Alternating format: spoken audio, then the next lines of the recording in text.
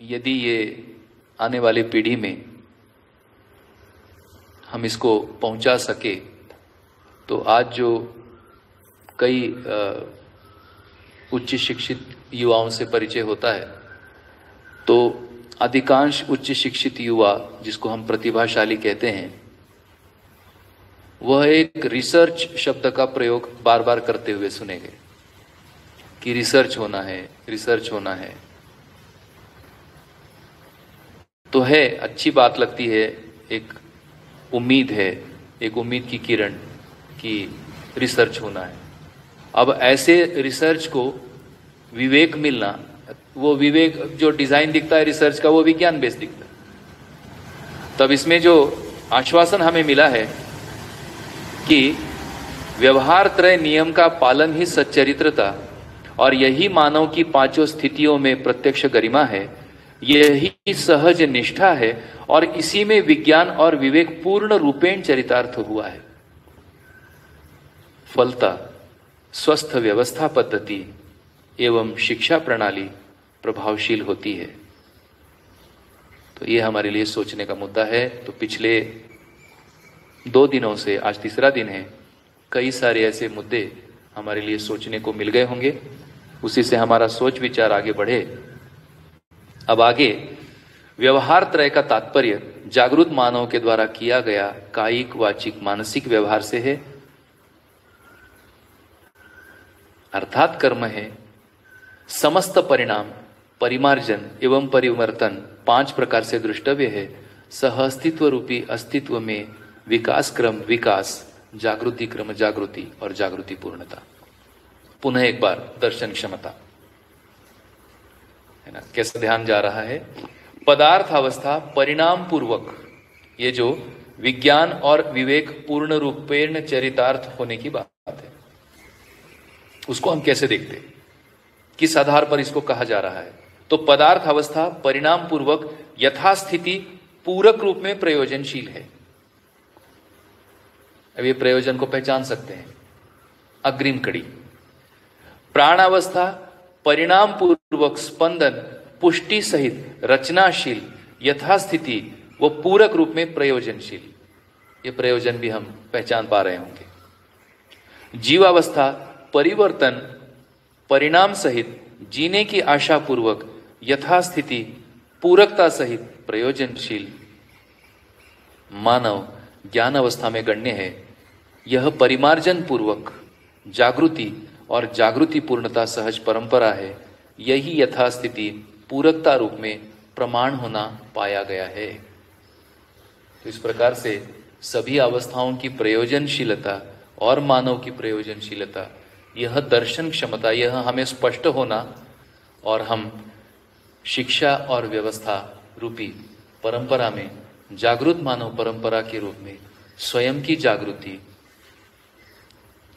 परिवार का लक्ष्य, समाज में अभयता और प्रकृति में सहअस्तित्व के लिए हमारी शक्तियों का जागरण होना, जिसमें इच्छा शक्ति, क्रिया शक्ति और ज्ञान शक्ति का जागरण होकर, जागरूक होकर और हम ये इसको कर पाएंगे, सार्थक हो पाएंगे। अब ध्यान दिलाया है, भोग एवं बहुभोगवादी जीवन में मानव स्वयं को स्वस्थ बनाने एवं अग्रिम पीढ़ी के आचरण पूर्वक जागृति के लिए शिक्षा प्रदत्त करने में समर्थ नहीं है और न हो सकता है। ध्यान देने की जरूरत है। यह ज्वलंत तथ्य ही विचार परिवर्तन एवं परिमार्जन का प्रधान कारण है। भोग संस्कृति का आधार नहीं है। अब ध्यान चला गया होगा, अध्याय का जो प्रथम था आवश्यकता और अनावश्यकता और मानव कर्म के जो 4 फल थे, 4 फलों पर भी ध्यान चला गया होगा। और हम अपने अब कर्मों का नियोजन, कर्मों की शक्तियां यदि भोग पर ही बनाए रखेंगे तो ये तो अग्रिम पीढ़ी के लिए शिक्षा का तो ये बनता नहीं है, है ना। तब ऐसे संयम में, ऐसे संयत में कैसे आए, अब उसके लिए उपाय। संस्कृति के अभाव में सभ्यता, विधि एवं व्यवस्था का असंदिग्ध होना संभव नहीं है। इसीलिए यही क्षोभ, संताप, आवेश, रोष, आक्रोश, द्वंद्व, प्रतिद्वंद्व, आतंक, भय, उद्वेग के रूप में स्पष्ट है। ये मानव का इष्ट नहीं है। मैं पुनः विनयपूर्वक ध्यान दिलाना चाहूंगा, जो एक संस्कृति, सभ्यता, विधि व्यवस्था की प्रस्तुति हुई थी,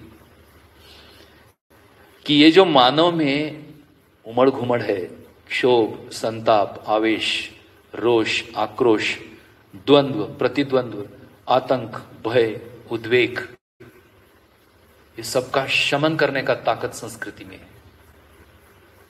इस रूप में संस्कृति होना, इसका प्रस्ताव बाबा जी ने दिया है। मानवीय संस्कृति, ऐसे मानवीय संस्कृति के लिए मानवीय शिक्षा और मानवीय व्यवस्था ये प्रस्तुत किया है। इसी को सर्वतोमुखी समाधान है। ऐसे सर्वतोमुखी समाधान को में जीने की प्रेरणा होने से, उसमें अभ्यास होने से हमको हौले हौले सही, धीरे धीरे सही, ये संस्कृति का एक उदय अपनी मानसिकता में होता हुआ दिखता है। ये जो चर्चा है, मैं उसी का भी एक छोटा सा भाग मानता हूं। मानव में विचार परिवर्तन एवं परिमार्जन की संभावना है, साथ ही संस्कारों में गुणात्मक उदय के लिए अवसर है। संस्कारों में गुणात्मक उदय का प्रत्यक्ष रूप ही नियम त्रय का पालन है, यह समझने की आवश्यकता है। इसी विधि से संयत प्रवृत्ति पूर्वक सामाजिक मूल्यों की निर्वाह क्षमता स्वभाव सिद्ध हो जाता है। संयत प्रवृत्ति का तात्पर्य सार्वभौम व्यवस्था सहज प्रमाण है। पुनः दोहरा देता हूं, संयत प्रवृत्ति का तात्पर्य सार्वभौम व्यवस्था सहज प्रमाण है। इस विधि से जी कर देखा गया है, यह आश्वासन, यही सार्वभौमिक कामना भी है। परिमार्जित विचार ही विवेकपूर्ण विज्ञान है। यही निपुणता, कुशलता एवं पांडित्य के रूप में सिद्ध हुआ है। अब आगे हम एक महत्वपूर्ण निष्कर्षों पर आगे जा रहे हैं और इस अध्याय की समाप्ति की ओर भी बढ़ रहे हैं। प्रत्येक सिद्धि प्रयोग, व्यवहार एवं अनुभव पूर्वक हुई है, जो प्रत्यक्ष है। भोग परिणाम में पशु मानव एवं राक्षस मानव दृष्टव्य है। विचार परिणाम में जागृत मानव एवं देव मानव प्रत्यक्ष है। दिव्य मानव में कोई परिणाम, परिमार्जन एवं परिवर्तन की संभावना नहीं है, क्योंकि दिव्य मानव गंतव्य स्थित है, उसकी निरंतरता ही भावी है। विज्ञान एवं विवेकपूर्ण क्षमता ही पदार्थ का रूप, रूप में निहित गुण, गुण में निहित प्रभाव, प्रभाव में निहित स्वभाव, स्वभाव में निहित क्षमता, क्षमता में निहित गति, गति में निहित विधि, विधि में निहित व्यवस्था, व्यवस्था में निहित प्रभुता, प्रभुता में निहित विभूता, विभूता में निहित विभव, विभव में निहित विश्व, सत्ता में समाहित विश्व का अनुमान होता है।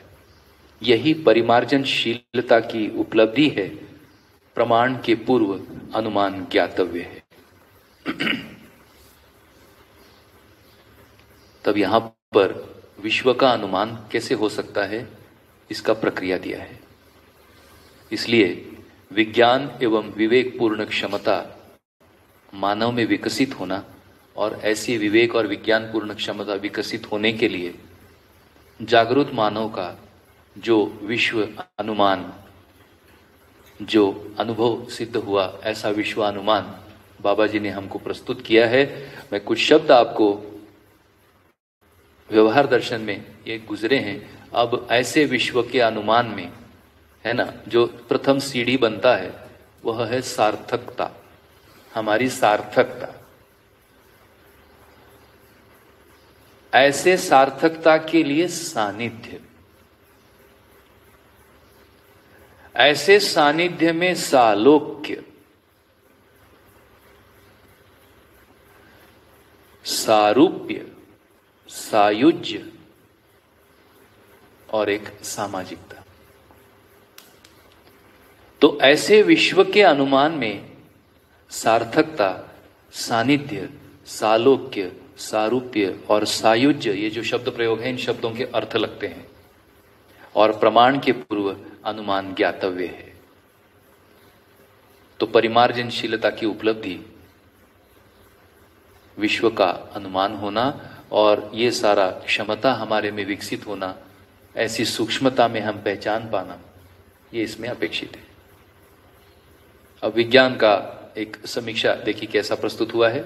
विज्ञान का ऊर्ध्व एवं अधोगामी प्रयोग हुआ है, जबकि विवेक केवल ऊर्ध्वमुखी प्रयोग की ही प्रतिष्ठा है। विज्ञान के ऊर्ध्वमुखी प्रयोग का तात्पर्य ऊर्ध्वमुखी प्रयोग के रूप में दूर संचार सुलभ होना स्पष्ट है और अधोमुखी प्रयोग से सामरिक तंत्र, यांत्रिक तंत्र होना स्पष्ट है। आज दूर संचार के प्रयोग से ही हम आप एक दूसरे से कनेक्ट हो पा रहे हैं। धरती में प्रदूषण के मूल में खनिज कोयला, खनिज तेल, विकिरणीय द्रव्यों का ईंधन अवशेष के रूप में द्रष्टव्य है। विवेक सम्मत विज्ञान शक्ति के सही प्रयोग में भय एवं आतंक जैसी अनिष्ट सिद्ध नहीं होता, यह आश्वासन। विवेकपूर्ण क्षमता का उदय होना या न होना पाया जाता है, जबकि विवेकपूर्ण क्षमता का अपव्यय। विवेकपूर्ण क्षमता का उदय होना या न होना पाया जाता है, न कि विवेकपूर्ण क्षमता का अपव्यय। यह विश्वास की जगह है। जबकि विज्ञानपूर्ण क्षमता का अपव्यय एवं सद्व्यय प्रत्यक्ष है। इस प्रकार सिद्ध होता है कि विज्ञान का नियंत्रण विवेक से ही है, न कि विज्ञान का नियंत्रण विज्ञान से। स्पष्ट हुआ ना? ये स्पष्ट है। विकास की ओर प्रगति ही अर्धोमुख है, ह्रास की ओर विवशता अधोमुख है, स्पष्ट है। विकास की प्रत्येक स्थिति उससे अधिक विकास की श्रृंखला से संबद्ध है, इसलिए प्रत्येक स्थिति अग्रिम विकास से संबद्ध है। विकास की ओर प्रगति में उत्साह, प्रसन्नता एवं हर्ष का अनुभव है। इसके विपरीत में ह्रास की ओर गति से खिन्नता, निरुत्साह, विवशता एवं क्लेश है। ऊर्ध्वमुखी विज्ञान शुद्ध रजोगुण एवं सत्व गुण रूप विभव कार्य में प्रसक्त है, जो विज्ञान की वास्तविक चरितार्थता है। साथ ही इसके विपरीत विज्ञान में मलिन रजोगुण तथा तमोगुण संहार एवं अतिभोग में प्रसक्त है, जो कि विज्ञान के पूर्ण दुरुपयोग का द्योतक है। मानवीयतापूर्ण मानस और उससे अधिक जागृतिशीलता ही ऊर्ध्वमुखी जीवन में गण्य है, जिसमें दया, सरलता, त्याग, तप, परोपकार, सत्य, अहिंसा, अस्तेय, अपरिग्रह तथा गौरव जैसी मौलिक मूल्यवत्ता आचरित होती है। यही स्व पर मांगलिक है। अब ये सबका विश्लेषण आगे भैया जी करेंगे, सुरेंद्र भैया। बस अभी हम इसको दोहरा देता हूं, मैं एक बार पुनः दोहरा देता हूं। मानवीयतापूर्ण मानव और उससे अधिक जागृतिशीलता ही ऊर्ध्वमुखी जीवन में गण्य है, जिसमें दया, सरलता, त्याग, तप, परोपकार, सत्य, अहिंसा, अस्तेय, अपरिग्रह तथा गौरव जैसी मूल्यवत्ता आचरित होती है। यही स्व पर मांगलिक है। दुष्चरित्र में लिप्त जीवन का भयत्रस्त होना विवशता है, जो स्व पर पीड़ा का प्रधान कारण है। यही मानव में निहित अमानवीयता का भय है। यही असामाजिकता एवं असहस्तित्व का मूल रूप है। मानव कुल के साथ स्नेह करने की क्षमता ही विश्वास एवं संतोष की निरंतरता है। यही अग्रिम विकास के लिए उत्साह और प्रवर्तन भी है। तो इन दर्शनों के अध्याय से हम सब में यह लक्षण, अग्रिम विकास के लक्षण हम सब आपस में पहचान सकते हैं कि हम मानव कुल के साथ स्नेह करने की हमारी क्षमता विकसित होना, ऐसा विश्वास और संतोष हमारे में हम पहचान पाना और अग्रिम विकास के लिए हमारे में उत्साह और प्रवर्तन हो पाना। विश्वास विहीन संबंध सफल नहीं है, संबंध रहित स्थिति में कर्म सिद्ध नहीं है।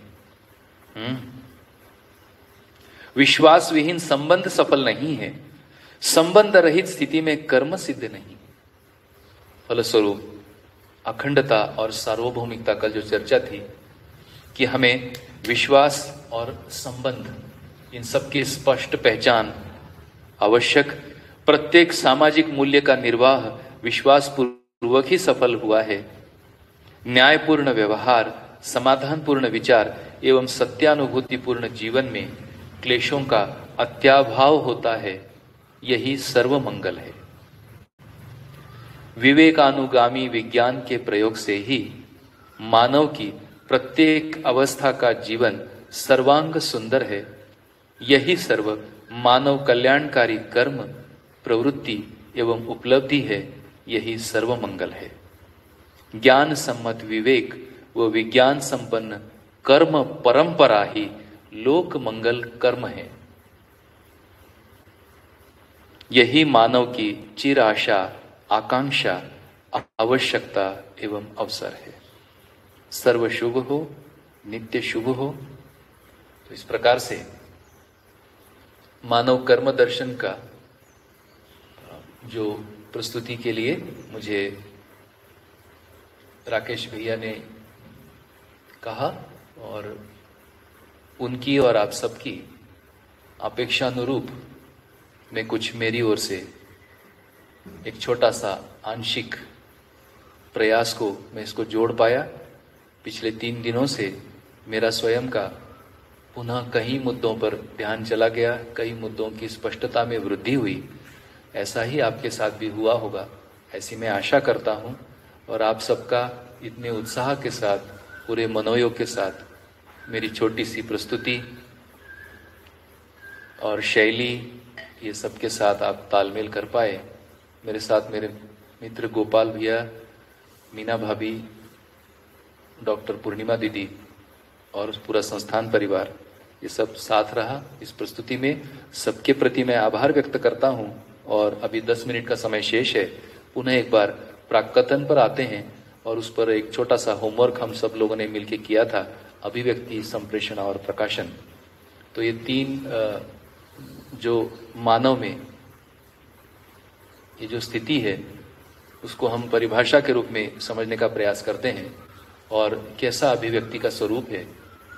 इस अभिव्यक्ति के स्वरूप में कैसे ये दर्शन, वाद, शास्त्र, संविधान रूपी वाङ्मय में जो बाबा जी ने हम सब के लिए खुला किया उदारता से, और इसको समझकर कैसे हम अपनी अभिव्यक्तियों को, संप्रेषणाओं को और प्रकाशनों को सुदृढ़, प्रेरक, उपयोगी, पूरक, स्वयं के लिए, अन्यों के लिए, और कैसे हम परार्थ और परमार्थ दृष्टियों को विकसित करना प्रारंभ कर सकते हैं। हमारे में कैसे शुभारंभ हो सकता है, हमारे में कैसे यह एक शुभोदय उत्सव हो सकता है। ऐसे अभ्यास के अर्थ में इसको मैं प्रस्तुत कर रहा हूं। और इस प्रस्तुति के बाद ये एक अध्याय 1 का यहाँ पर समापन है। तो जो अगले प्रस्तुत करता हैं, बड़े भैया हैं सुरेंद्र भैया, उनका आशीर्वाद हमें सदैव रहता ही है। कल उन्होंने एक जवाब का उत्तर दिया, एक छोटा सा विनय मैंने किया था, विस्तृत उत्तर उन्होंने देकर के संतुष्ट किया कि परंपरा के प्रमाण और बाबा जी जिन प्रमाणों की बात कर रहे हैं, चूंकि प्रमाणों का अध्ययन होना है तो प्रमाणों की स्पष्टता, किसे प्रमाण कह रहे हैं, ये प्रमाणों की स्पष्टता हमें होना, क्योंकि स्वयं प्रमाणित होने के अर्थ में ये अध्ययन है, ऐसी मेरी स्वीकृति है। तो उन्होंने जो उत्तर दिया और उसकी पुष्टि राकेश भैया ने एक और उसमें जोड़ करके किया। तो इस तरह से आपसी तालमेल और संगीतमयता के साथ ये प्रस्तुतियां हो रही हैं। मैं पुनः दोहरा दे रहा हूं कि मैं प्रयास कर रहा हूं कि एक समानता और साम्यता को, जितना मेरा छोटा मोटा समझ बना है उसके साथ ही मैं आपके साथ हूं। आपका पुनः एक बार धन्यवाद इस सुनने के लिए, प्रोत्साहन देने के लिए।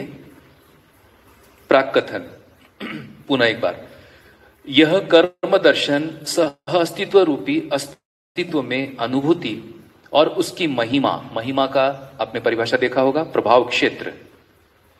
यह कर्म दर्शन सह अस्तित्व रूपी अस्तित्व में अनुभूति और उसकी महिमा और गरिमा, गरिमा का अर्थ है श्रेष्ठता और सार्वभौमिकता। इतने पूरे अपने अध्यायों में ये मुद्दे हमारे गुजरे हैं कि अभिव्यक्ति है। अभिव्यक्ति क्या हुआ? परिभाषा आपके साथ है, सर्वतोमुखी समाधान में से के लिए किया गया कायिक, वाचिक, मानसिक क्रियाकलाप, यह अभिव्यक्ति है। अन्यों को समझने के लिए अपनी बौद्धिक और भौतिक क्षमता यानी चैतन्य शक्ति, जिसका अभी हमें परिचय हुआ, और हमारी जो जड़ शक्ति शरीर के रूप में है, ये प्रयुक्त करना, इसी से कायिक, वाचिक और मानसिक क्रियाकलापों का डिजाइन आना, और ऐसा डिजाइन को सार रूप में जीना कहते हैं। ऐसे जीने की अभिव्यक्ति की ओर यहां पर इंगित है। अस्तित्व में सह अस्तित्व, सह अस्तित्व में विकास क्रम में विकास ही जीवन घटना, यह यथार्थ स्थिति है। जीवन जागृति की अनुभव योग्य क्षमता, योग्यता एवं पात्रता की अभिव्यक्ति संप्रेषणा और प्रकाशन है। तो फिर संप्रेषणा क्या हुआ? तो संप्रेषणा है पूर्णता के अर्थ में प्रस्तुत होना, पूर्णता को इंगित कराने वाली क्रिया अर्थात संबोधन क्रिया, उसी को कहा व्यंजनोत्पादीयता क्षमता। यानी संबोधन से अन्यों में जिज्ञासाओं के लिए प्रेरणा होना, यह संप्रेषणा है। और प्रकाशन क्या है? यथार्थता की कलात्मक प्रस्तुति। तो इस रूप में एक बार चर्चा में उन्होंने कहा था कि अभिव्यक्ति, मानव की अभिव्यक्ति विशाल है, उसके अनुपात की तुलना में संप्रेषणा कम है और उसके अनुपात की तुलना में प्रकाशन कम है। तो मेरा यह ध्यान गया कि अभिव्यक्तियों पर ध्यान होना जो कि विशाल है, जो कि कायिक, वाचिक और मानसिक क्रियाकलाप है, यही अभिव्यक्तियों में वृद्धि होना, जिसको क्षमता, पात्रता, योग्यता विकसित होना, स्वयमेव संप्रेषणा, स्वयमेव प्रकाशन, आगे की क्रियाएं हो सकती हैं, है कि नहीं? तो इस प्रकार से मुझे लगा कि ये ध्यानाकर्षण होना और कर्म दर्शन और व्यवहार दर्शन के मूल में, ये दर्शन के मूल में अभिव्यक्ति है, उसी अर्थ में संप्रेषणा है और उसी अर्थ में प्रकाशन है। इसी क्रम में मानव अस्तित्व में अविभाज्य होना अनुभूत होता है। अस्तित्व में अविभाज्य अंगभूत मानव में ही जीवन जागृति की अभिव्यक्ति होने की संभावना नित्य समीचीन है। प्रत्येक मानव में से के लिए अनुभव क्षमता समान रूप से विद्यमान है। इसी सत्यतावश अनुभवाभिव्यक्ति की पुष्टि सार्वभौम रूप में होती है। अस्तु कर्म दर्शन को अभिव्यक्त करते हुए प्रामाणिकता का अनुभव करता हूं। प्रामाणिकता का मतलब है धारक वाहक। अनुभव करता हूं और प्रामाणिकता ही आनंद और अनुभव सहज अभिव्यक्ति है। यही अब आ रहा है संप्रेषणा। यही संप्रेषणा में समाधान। तो जो प्रत्येक अनुभूति जो संप्रेषित हो रही है उसमें हमें समाधान स्पष्ट हो रहा है। व्यवहार में न्याय और उसकी निरंतरता। तो संप्रेषणा में समाधान की स्थिति में एक छोटा सा मुद्दा आया था, तिरोभाव। तो ऐसे समाधान कैसे है? तो अभाव का कैसे हम भाव में हो सकता है और कैसे इन अभावों को हम इंगित करा सकते हैं, ये स्थिति को कहा तिरोभाव। तो उस रूप में भाव और तिरोभाव का जो संयुक्त संप्रेषणा है उसको कहा समाधान। व्यवहार में न्याय और उसकी निरंतरता। तो संप्रेषणा में समाधान, व्यवहार में न्याय और उसकी निरंतरता अनुभव जीवन में जागृति का द्योतक है।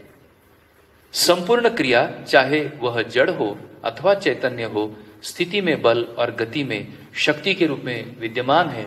यह हमारी दर्शन क्षमता का इंगित हो रहा है कि हमें स्थिति और गति की पहचान होना, जड़ और चैतन्य शक्तियों के बल और शक्तियों की पहचान होना, क्योंकि ये वर्तमान है, क्योंकि स्थिति के बिना गति सिद्ध नहीं होती। इसी सत्यता के आधार पर अनुभव की स्थिति आनंद अर्थात प्रामाणिकता अभिव्यक्ति में ही अर्थात गति में प्रमाण तथा समाधान है। तो अभिव्यक्ति को गति रूप में प्रस्तुत कर रहे हैं जिसमें प्रमाण और समाधान है। अस्तु अध्ययन पूर्वक जीवन जागृति व अनुभव बल के अर्थ में यह अभिव्यक्ति सहज सुलभ हुआ है, इसे मानव को समर्पित करते हुए परम प्रसन्नता का अनुभव कर रहा हूं। ए नागराज प्रणेता मध्यस्थ दर्शन सह अस्तित्ववाद अमरकंटक चैत्र शुक्ल पूर्णिमा सोमवार श्री संवत 2061 तदनुसार दिनांक 6/4/2004।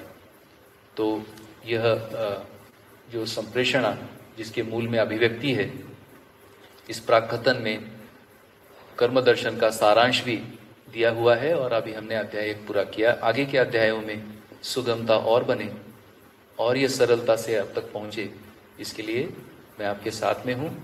और इस सत्र को अभी समाप्त करते हैं। पुनः सभी को मेरा दिल से नमस्ते, धन्यवाद। यदि ये